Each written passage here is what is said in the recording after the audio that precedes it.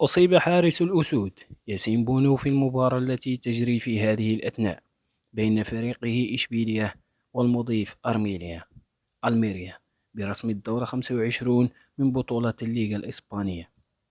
وتعرض بونو للإصابة إثر خروجه لاعتراض كرة ممررة داخل منطقته، واصطدم بزميله المدافع، إذ رغم الإسعافات الأولية فإنه لم يتمكن من النهوض، وتم استبداله بزميله ستاسكوفيتش، ويتأخر إشبيلية ب1-0.